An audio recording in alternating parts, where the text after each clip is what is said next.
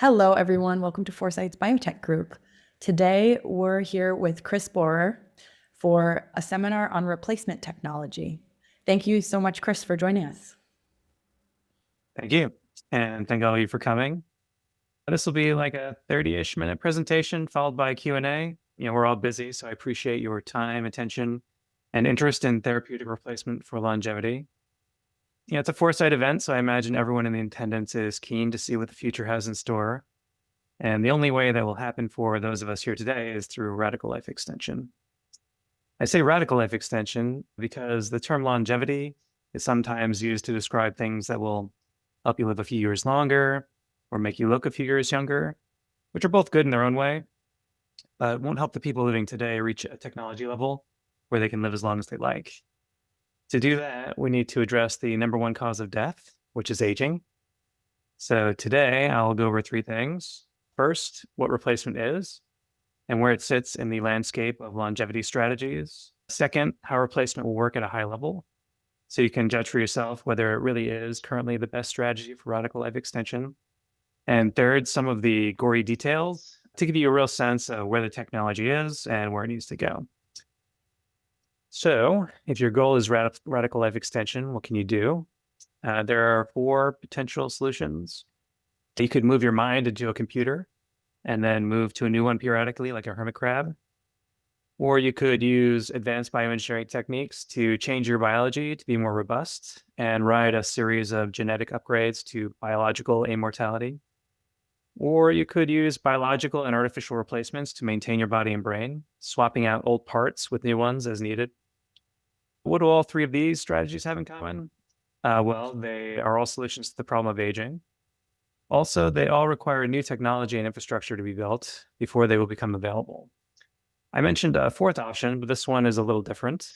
Unlike the first three, it is not a complete solution to the problem of aging, but also unlike the first three, it is available right now. So if someone you care about does not have time to wait, it is their best and only option. I am, of course, referring to biostasis. This is the process of putting your body or brain into metabolic arrest so you can get into the future intact and rely on more advanced medical technology to revive and rejuvenate you. Once you get there, you will still need one of the first three types of technology, but it seems likely that at least one will be available by the time biostasis reversal is perfected. Other things being equal, we prefer the radical life extension tech strategy that will be available the soonest. This will maximize our chances of saving the people important to us and help us save the greatest number of lives. Technological timelines are hard to predict, but I will go out on a limb and rank these four as biostasis now, replacement soon, bioengineering later, and substrate independence much later. I'll explain the replacement timeline in a bit, but let me first briefly mention why I think the other two will be significantly slower. Now, bioengineering is super powerful. With it, we can control our cells through genetic and epigenetic modifications, make them do almost anything. Reduce fat, reverse aging, grow antlers, whatever you're into. Unfortunately, there are two problems. The first is that while we can edit the genome and epigenome of cells in vitro, we don't have a way to get the editing mechanisms to cells of an adult body. And this is called the delivery problem. The second is that even if we could arbitrarily edit cells with perfect safety and perfect efficacy, we would not know what changes to make.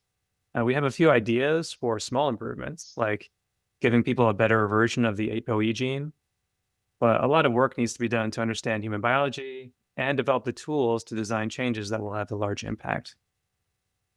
Now, bioengineering will almost certainly solve aging eventually, but in the near term, the delivery problem slows down translation speed and the design problem reduces efficacy. Mind uploading is even better for longevity since you could apply many software redundancy and disaster recovery techniques to yourself. But when will we have computers that can emulate a human brain? Unless there are some pleasant surprises and computational trends, that could be 50 years away. But we can barely guess what will happen in a few years, let alone decades, so who knows? The point is that there's no clear path to implementing this technology now, and it appears to be beyond the horizon of predictability. Now, if you thought to yourself, okay, Boomer, but AI will accelerate these timelines, Well, I hope you're right, but productivity increases will also apply to replacement therapies. So it probably won't change the order of arrival. And the reason replacement is so much easier is because of the nature of aging. Biology is super complex. And if you need to understand it to solve aging, things are going to take much longer. That's why replacing organs is often easier than curing disease. And on the other hand, you don't need to know how a kidney works to give someone a new one. You just stick it in there and it starts making urine. More importantly, replacement solves any and all damage in whatever is replaced. It doesn't matter whether your hip is broken or has cancer or just magically disappeared. If you put in a new one, all these problems go away. This general panacea is really important for aging because aging is the accumulation of diverse and diffuse damage throughout the body. In other words, many different problems all over the place, each one requiring new science to be done and new technology to be built. You can either solve each of these problems one clinical trial at a time, or you can do it on easy mode and solve all of them at once.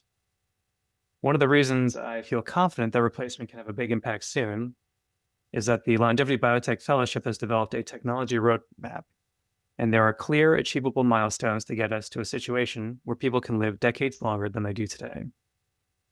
Now, I'd like to walk you through the replacement technology roadmap in detail so you can see how things might work out. This is just one potential path forward, but it's the clearest view into the future of longevity that I've been able to find. At a high level, replacement requires two technological developments. The first is the mass production of tissues and organs. This gives you the supply of young materials for replacement. The second is the automation of transplantation surgery. This is how you deliver those young materials to people safely and efficiently. But let's go one level deeper. We have transplantable tissues and organs today, but they are in such short supply that they are reserved for people who fall into a very narrow window between desperately sick and hopeless. But if we had an unlimited supply of, say, kidneys, then we would not limit their use to people who have stage 5 chronic kidney disease. You'd probably also give them to people with stage 4, so they never get to stage 5. But why stop there? Maybe people with stage 3 would like some too. So you can see that the whole narrative shifts from reactive to proactive when you don't need to ration your organs. Well, we are all on track to age to death, so at some point it might make sense to transplant some young, healthy organs to reset our biological clocks and stave off not just chronic kidney disease, but all of the age-related diseases. Now, even if we had an unlimited supply of tissues and organs, we would still hit another constraint, which is the number of human surgeons who would be available to do the transplants. The production of tissues and organs will likely outpace the production of surgeons at some point, and we'll need to find other ways to get these young, healthy parts into people. Robots, of course, are the obvious choice. We can build as many as we need, and they will likely outperform their human predecessors, not because the humans are bad at their jobs, but because humans are general purpose machines, and the general purpose machine will generally be less good at a particular task than a specialized machine.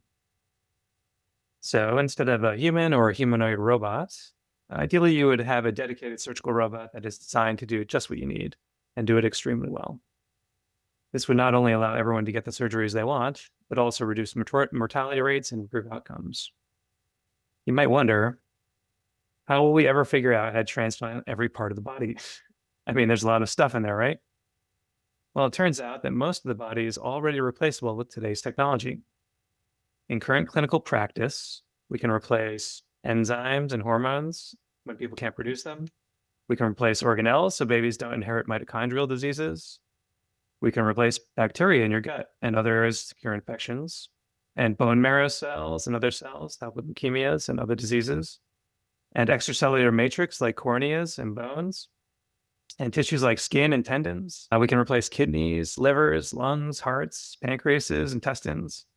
We can even do combinations of organs like hearts and lungs together, or multivisceral transplants that include up to 8 organs, or vascular composite allografts like hands, arms, legs, and faces, plus a bunch more that we don't have time to go over.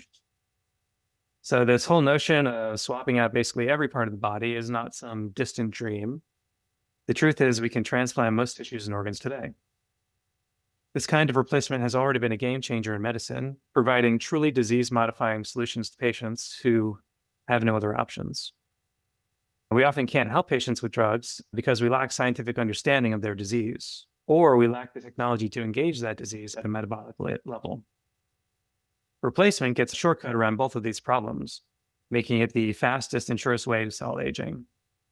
Now, even with robotics, there is still some surgical risk. So you want to maximize the amount of young tissue you get while minimizing the number of surgeries. For example, a single heart-lung transplant is better than a heart transplant followed by a lung transplant. If you take this a little further, you can imagine that the risk-reward ratio is even better. For example, if you swap out all of your internal organs at once.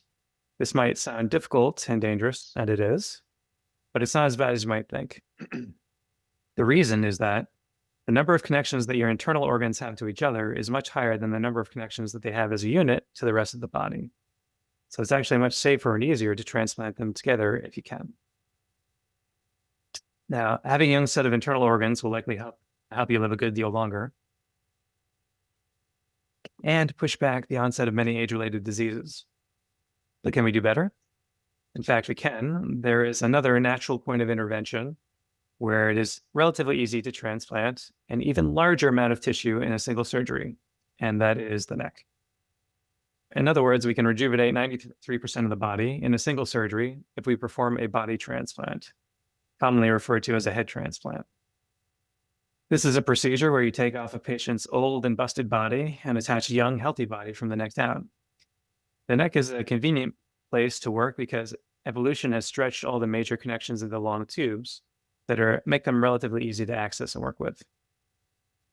Now, if you get a body transplant, you want to make sure you survive the procedure, survive long-term, and also recover motor and autonomic function. And this requires the surgical robot to fuse the patient's spinal cord to the spinal cord of the donor body.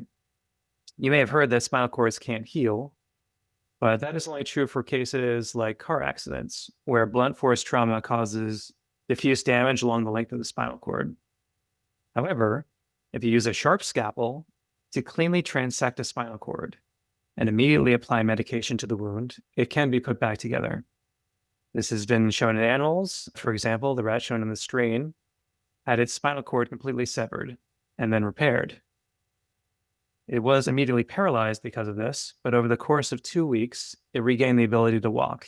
Now, it couldn't walk perfectly, but it was walking at about 80 to 85% of its pre-op ability. This doesn't just work in rats, it works in larger animals as well, but the recovery time is longer. So where a mouse might take a week to start walking again, and a rat might take 2 weeks, something as large as a pig or a dog might take a few months before it's walking around again. That is, at least with current technologies, and there are new medications in development that seem to speed up the healing process. Anyway, it seems to be possible to disconnect and reconnect the nervous system between the head and the body. A few studies in animals have also shown that animals can survive a body transplant procedure. Those studies did not try to reconnect the nervous system, so there was no functional recovery.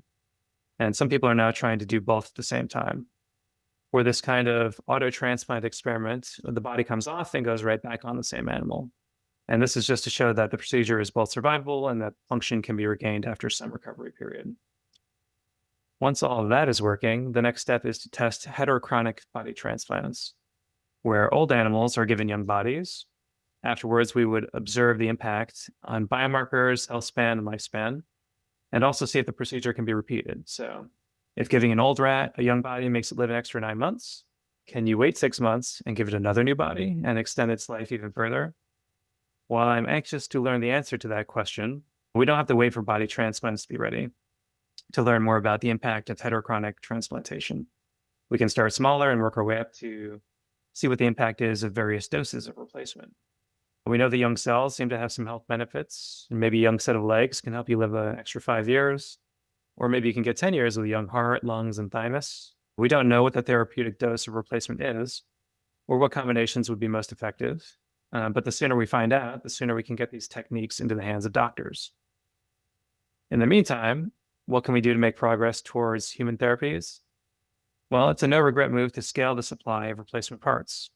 And people are trying different approaches, like 3D printing organs, or xenotransplantation, or artificial organs. But my favorites are chimerism, integrated organ networks, and bodyoids.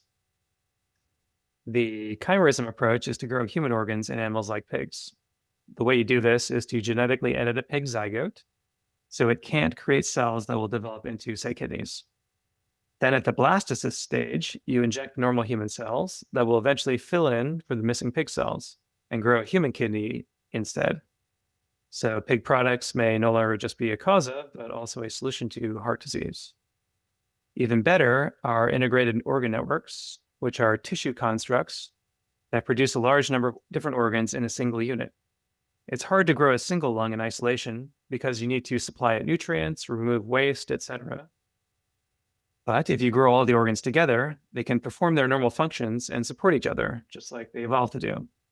So perhaps surprisingly, you can get more organs for less effort. How do you build this kind of tissue construct? You combine two techniques. The first is to convince adult cells to follow the human developmental program. The second is you genetically edit them so they can only produce the tissues that you want. Now, getting adult cells to think they need to grow into a new organism can be done with somatic cell nuclear transfer or by combining induced pluripotent stem cells in particular ways to create synthetic embryo models. Once you have cells that want to build a whole new organism, you hit them with some genetic edits that limit what they can build. So you say, hey, grow just like you normally would, but only produce a heart, lungs, kidneys, etc. And eventually you'll end up with a nice set of transplantable organs, which would be just perfect for total visceral organ transplantation. Bodyoids are like integrated organ networks, but you let them grow arms and legs. That way you can help people who lost limbs on the job or in accidents, or perform body transplants for people in more desperate situations. One complication for tissue constructs is that you need to grow them from cells to a large size. So you need a special bioreactor that acts sort of like an artificial womb, supplying nutrients and removing waste, and generally giving the construct whatever it needs. There are quite a few challenges to creating this kind of bioreactor, unlike the bags shown here, which are for rescuing late-stage pregnancies. These new bioreactors would need to start by supporting cells and evolve into supporting tissues and organs, which are much bigger. How much bigger? We're talking many orders of magnitude change in size and support requirements, like a billion times bigger. That's sort of like me asking you to build a refrigerator that can store both a chicken egg and a Panamax-class cargo ship. They also need to be responsive to the tissue construct as it's growing and developing, so they need special monitoring systems. That way they can provide nutrition and molecular signals dynamically to match what the organs normally get exposed to as they grow. On top of all of this, you need to keep them sterile for many months. Putting all these requirements together is a lot of work and a very hard task, but achievable in the next 5 to 10 years if the industry gets the right support. Now, you may have noticed that I didn't mention one organ in particular, the brain, which happens to be the most important organ for radical life extension and unfortunately the most difficult to rejuvenate with replacement. Unlike a heart or a kidney, you can't just swap in a new brain because the brain defines all the most important parts of who you are. And discarding those will effectively kill you, regardless of whether your body survives. Now, even if you can't transplant your entire brain to solve aging, there are still strategies for replacement for the brain. These are cellular replacement, tissue replacement, and artificial replacement, which are not mutually exclusive, but actually synergistic. So cellular replacement for the brain is similar to cellular replacement of any organ. You produce a large number of healthy young neural and glial cells, inject them, and hope that they engraft and take over the functions of the old cells. This can definitely help, but it won't completely solve the aging of the brain because of the extracellular matrix. And an old extracellular matrix will eventually kill you, no matter how young your cells are. To replace both the cells and the ECM, you can do tissue transplantation. And John and Barrett is working on a process for slowly silencing brain regions, then removing them, and then growing new brain tissue in its place. The slow silencing is important so that neuroplasticity can move brain functions to other areas before their original location is taken out. Of course, you can only do small volumes at a time, so this approach requires routine brain surgery, which is not ideal, but nobody said this was going to be easy. There may also be opportunities to replace parts of the brain with artificial or generic biological versions, especially regions that don't have much to do with personality. You wouldn't want an off-the-shelf frontal lobe, but a standardized cerebellum or brainstem might be just fine. BCI technology has a way to go before this can be done, but it may end up being part of the solution. The therapies I've mentioned so far require work to bring to the clinic, but there are smaller scale replacement therapies that will be available beforehand. For example, you can replace much of your microbiota already with bacteria therapy for new gut flora, or products that replace your skin or oral microbiome. Coming soon is mitochondrial replacement, where companies are producing large quantities of healthy mitochondria to inject into your body and refresh the complement in your cells. This should give a huge boost to energy-hungry areas like skeletal muscle and the brain, which are two of the areas hit hardest by aging. Also, we should continue to see cell replacement therapies, which give you not just young mitochondria, but pristine DNA, lysosomes, etc. These therapies don't work perfectly at the moment, but will likely have some benefit in the short term, and long term have the potential to completely obviate the need for surgery. You can imagine that if cells can be reprogrammed to go in, fix up an organ's ECM, and then take the spot of an old cell, we could just get annual infusions of new cells rather than going under the knife. This sort of organ heterochronic chimerism may require genetic modification of cells, or we may find cells that do this naturally and simply need to expand them to large quantities and then reintroduce them into people. One final reason to favor replacement is that it solves the gene delivery problem. If we are producing replacement cells and growing new organs from scratch, we might as well give them every genetic upgrade we have available. We might not be able to deliver gene therapies throughout an entire adult body, but if replacement can get you cells, tissues, and organs that function better, last longer, and are disease resistant, you're getting a lot of the benefit and way ahead of schedule. In the interest of time, I've had to skip many of the details, but hopefully you can see that therapeutic replacement has the potential to solve aging, as well as many other diseases. I also hope it is clear that radical life extension in general, and replacement in particular, are high-impact areas to invest time and capital. So whether you're interested in therapeutic replacement or not, as you choose where to focus your attention, please consider devoting some of it to the very urgent and very important problem of aging. Do you any questions? All right. Does anyone have any questions? Yeah, you mentioned the brain, and my question was about the peripheral nerve system. It's very important also. They say the second brain is around the gut, right? So what's your comment on that?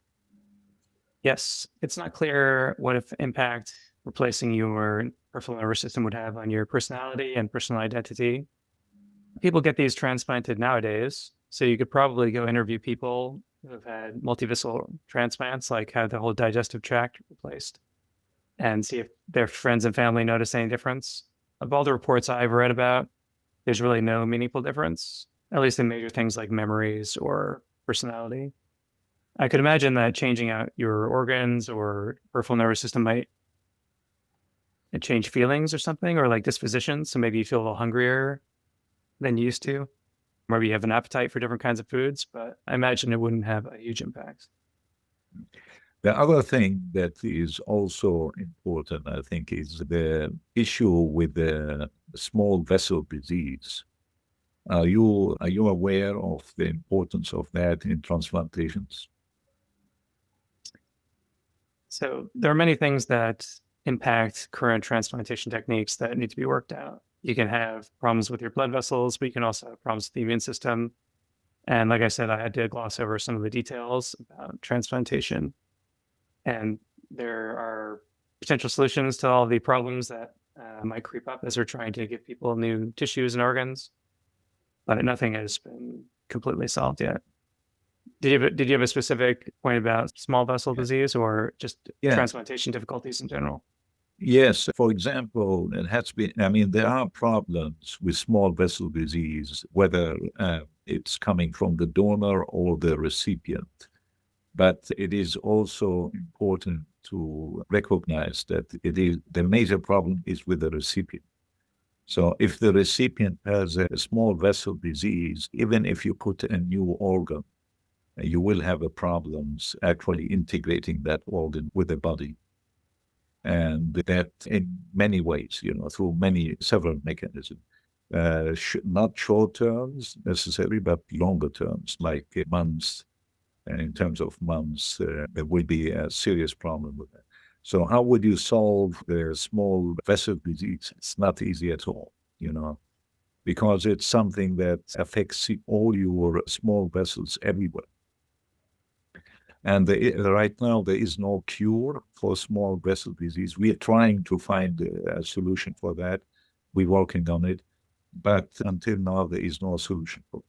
Yeah, I don't know the answer. I imagine the problem will be minimized the more tissue that's being transplanted. So if you're putting in one organ, that leads to certain complications. But if most of your body is young, fresh tissue, that young, fresh tissue would not suffer as many maladies. That needs to be tested in experiment sessions. True. Yeah. So, sorry, Abdulkader, how do you mean? Like, I think that's a first principles thing, right? If we literally change out my whole arm, then it's only the blood vessels in my whole arm that matter for the arm. No, that's not true, actually. You see, to integrate your arm into the body as a transplanted tissue, it matters very much so whether you have a small vessel disease as a recipient or not. You mean the And connection it was of the arm? it was a surprise to me. It was a surprise to me. I thought also that what matters is is the transplant actually having that or not? But it turns out no, the recipient is the major factor for long-term integration of the tissue that has been transplanted. The recipients affected with small vessel disease or not. Which parts of the body does this impact the most? Excuse me? What parts of the body does it impact the most? It's for general transplantation, like, for example, if you transplant a lung, or you transplant a kidney, or you transplant a heart, all these are affected by the fact that the recipient mainly are affected by the fact that the recipient has a small vessel disease or not.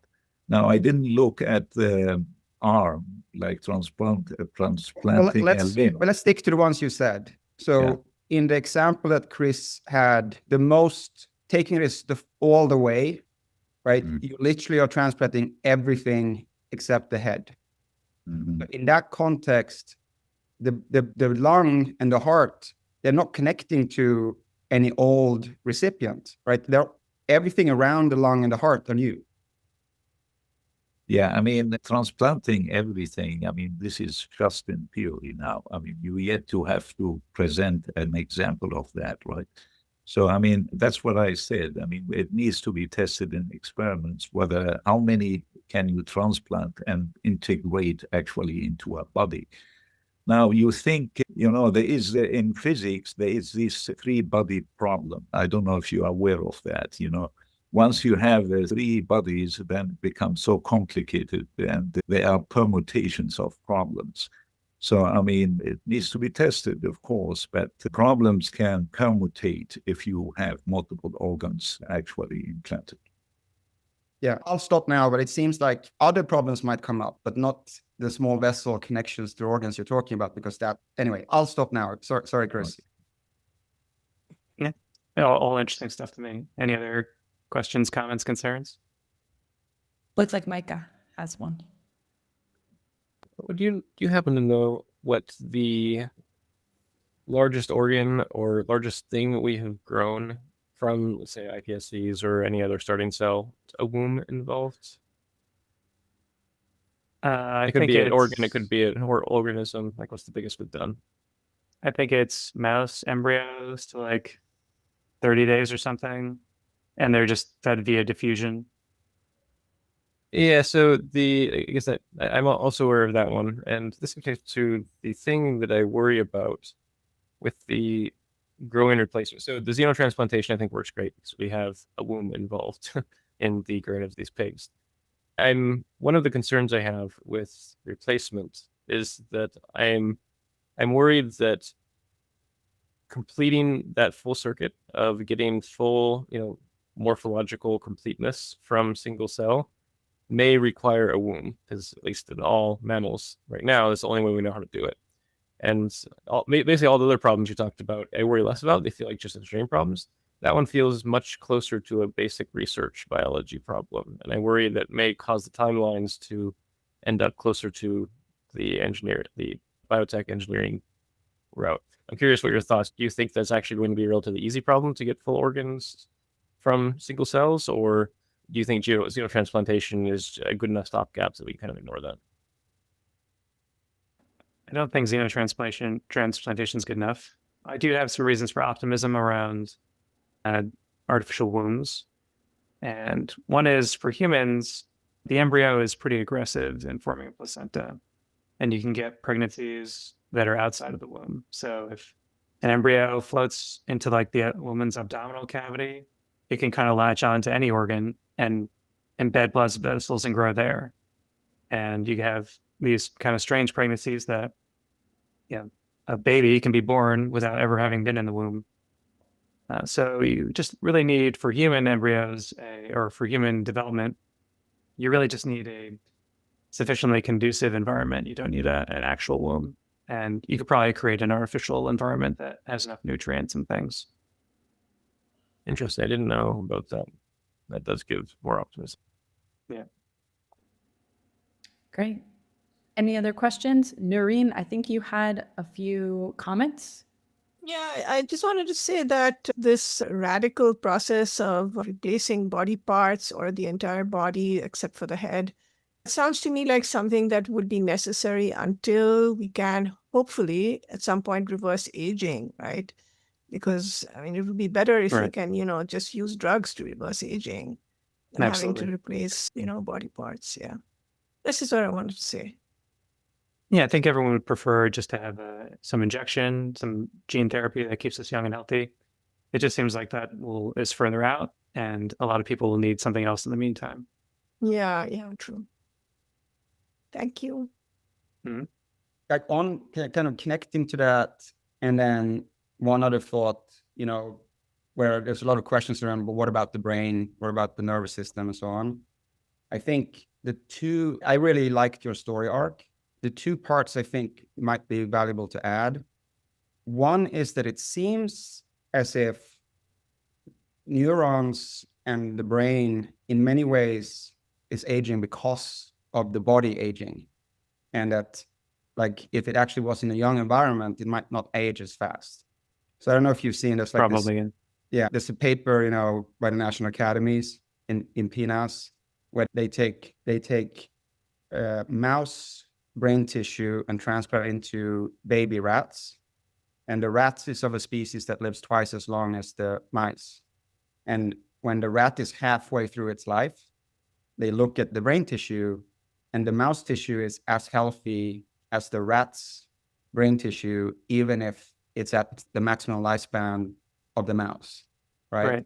And then when they look at the end of the rat's life, the brain tissue from the mouse is roughly the same kind of, aging state as it was for the rest of the rat tissue. So it's basically lived twice as long because it was in the healthy environment. So I think that's maybe one thing that like, hey, if you give me superpower biosis by solving everything else in my body, maybe my brain automatically gets another, 10, 50 years, something, right? Yeah, that'd be great. So kind of putting together what those arguments are and what that story is, I think could be valuable. And then the other thing is, connected to what Noreen was saying, I think the other way to get people excited about replacement is like solving the integrated organ network, or maybe even the whole body. Whether you believe that we're going to solve brain replacement or not, it fundamentally would change the game, right? Because if everyone who's studying any disease or all of the resources going into study non-brain things were solved, now the scientific community would have such a smaller thing to work on. So like solving bioengineering. Yeah, imagine taking 1 million cancer researchers and just putting them on brain aging. It'd be fantastic. Yeah, totally agree. There's a lot more to it, and it's like a really promising area. So I hope more people become interested in therapeutic replacement. Yeah, I have a comment on that. Actually, the relationship between the brain and the body is bidirectional. So our brain influences our body's aging a lot. It's not like because we have bad habits or whatever, because that's, of course, evident and obvious. But also the sympathetic nerves has a lot of working into the rest of the organs that may affect actually their aging. And I don't know if that is research enough, but in my opinion, a review confirmed. Yeah, just a note. Yeah.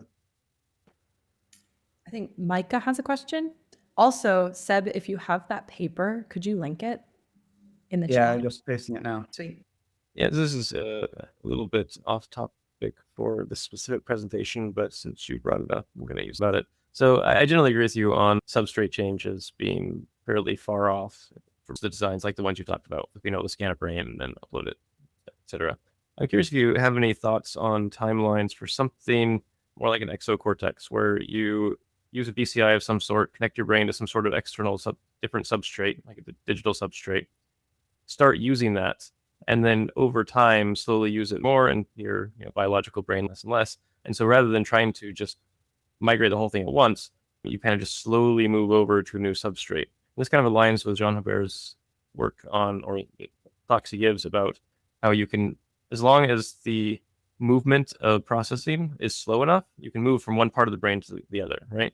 And so I wonder if that same thing is true with being able to move to a new substrate with the sufficient BCI tech. And I'm curious if you've thought about this at all, and if so, how does it fit into your timeline? And interestingly, does this count as replacement? It's get very close to Jean-Hubert's work with, cutting little pieces out and then letting them regrow somewhere else. Or does this count more as the mind upload thing where you're changing substrates? I would include a replacement since you can't do the whole brain, but it might be nice to do small bits of it. Yeah, I wouldn't mind having perfect memory if we could get like better memory storage, or just having other functionality that's tapped in via BCI. In terms of timelines, I don't really know. Obviously, small scale replacement for the brain is going to come sooner than full brain emulation. I'm not even going to guess when we're going to get these kind of plug-in devices for extra brain functionality. Awesome. Are there any other questions or comments? I think what Mika just said was really interesting. So what if you upload eventually, this is like a science fiction scenario, you upload a person's consciousness, let's say they're dying or something, you upload their consciousness, and then you grow an entire body, which could be even a clone of the person, and then you reload that consciousness into the new body, and you would have to assume maybe that the brain, which had grown very quickly, did not have like a very strong consciousness yet. So you would have to then, I mean, this is like just very theoretical, just an idea that I have here. But I think that at some point, maybe in the distant future, we might be able to do that even. Who knows? Sorry, what was the idea? Well, you'd upload a person. This is like a science fiction scenario. Let's say a person is dying, right? You upload their consciousness to make a digital version of it, and it's their actual consciousness. And then you grow a new body, which could be a clone of their own body, that includes like the head, the brain, right? But you grow it like very quickly. And then the new brain doesn't really have much of its own consciousness yet. And then you place the digital consciousness into the new brain, and that's how replace the person, or the person is reborn, more or less. Yeah, I don't see any reason why that wouldn't be possible with some very advanced technology. It would be nice. A lot of people talk about going from biological to like digital consciousness, but it's kind of interesting to talk about going the other way, going from I think related to that is you can grow a full body without a brain as well, and then you can grow the brain separately. So you can grow, like, for the body, you can, this is related to your neck transplant, I think, where you can, so instead of cutting off the neck, you actually transplant a brain only, and so you don't have to deal with connecting the spinal cord area. I mean, you still do, but just in a different area, I guess. But that's kind of what related to what you were saying, Noreen. And then we can do that today, and we can grow bodies without brains. That's engineering problem. Yeah. So if the brain is very aged, then maybe that would be some kind of solution where you just have like a digital upload and then you reload that consciousness into the new brain. And also, I would imagine it's very difficult to transplant a brain with like all the nerve connections and things like that. Yeah, it would be nice to be able to do a brain transplant because then you also get young skull and say, but it's much harder to do a surgery inside the skull than it is to do a surgery around the neck.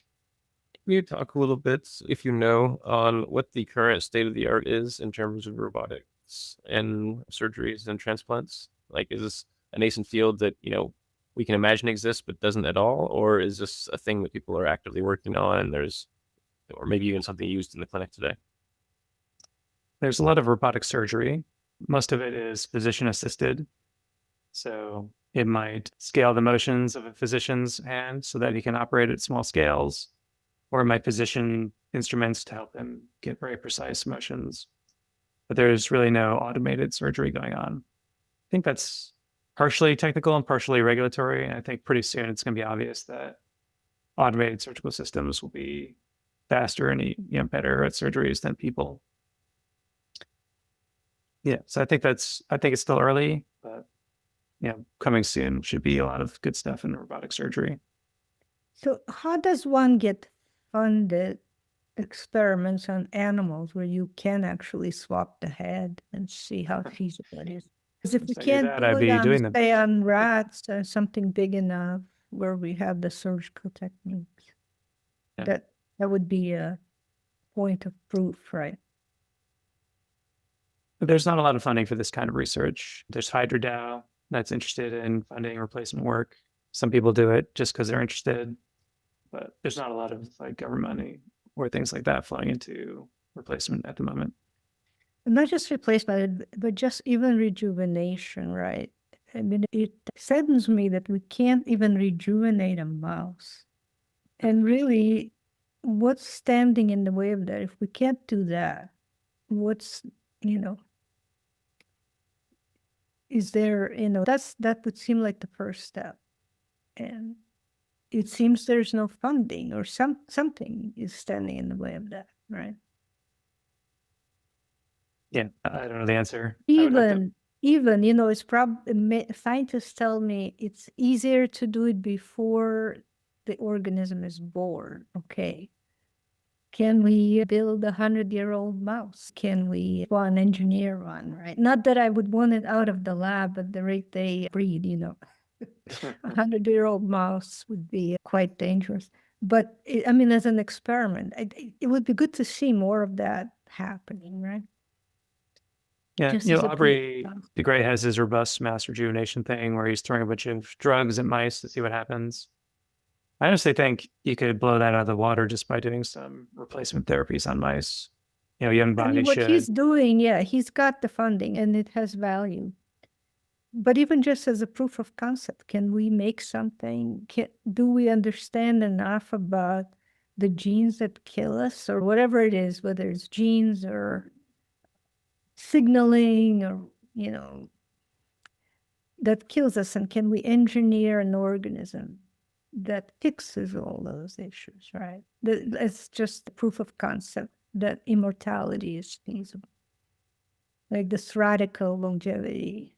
Right? Yeah, I'm not an expert in bioengineering. My guess would be no at the moment. I think we don't have the tools to really modify, even if you were working from an embryo or something, I think we don't have the tools to design changes to biology that would have a huge impact on lifespan. Well, we don't have the understanding of what to even design. I think we can design an organism. But I shouldn't say that because unless we know actually are trying to we could change the DNA, right? So in principle, we could because there's electrical signaling, there's mechanical signaling in the ECM, there's the whole immune system that's a distributed thing, right? It's not just on the cellular level. There's a lot of complexity we need to grasp here. I think it would be Go ahead. I think it would be useful to study organisms that have that are very long lived, and look at their DNA and then maybe tinker with our own DNA to make it more similar to we theirs. are learning. We're learning these mechanisms, but there are a lot of them. And even I just recently read something I'm studying is that if you even can strengthen the immune system in an older person, they would be susceptible to autoimmune conditions because now your immune system is overpowering the rest of you somehow. And we don't even understand that, right? So we may not be able to rejuvenate. We may have to do it in a coordinated way. There's just a lot to learn. It's fascinating. I mean, I hope what your vision will come true, Kris. That's it too. Well, I'm okay with any solution as long as we can develop it quickly. Well, or like, step by step, keep us around long enough for the next step, right? Like Colby's vision. I think it would be very good if we could really advance brain-computer interfaces to the level where we can actually upload consciousness, because then a person's consciousness could just hang around digitally until they could be reloaded into, let's say, a clone. Well, we don't understand consciousness. And even that scares me, Noreen, because these brainless bodies, do we really know they're not conscious? Do we know for sure? I mean, I'm not saying they are, but we don't know where exactly consciousness is. And so we may be creating something. We certainly don't want to do anything unethical. So we'd have to be very sure that any tissue constructs we create are not conscious or have personalities. Or if consciousness is even digital, right? I mean, we don't know that either. Yeah, and if anyone's uncomfortable with digital uploading, you can save a copy of yourself with biostasis. So just sign up for cryonics or chemical fixation, and they'll keep your hardware but around. even we haven't like frozen and unfrozen even the brain, and to see even if there is memory in it somehow. There needs to be that test done, right? Brain, and figure out how to. Yeah, that one's been done. Yeah, young humans have been frozen. This is like on accident, not on purpose. But there are cases of humans, usually, I think it's like 10-year-old or so, they will literally freeze to death, like in a frozen lake. They fall in the water, freeze to death, and they can have been revived later.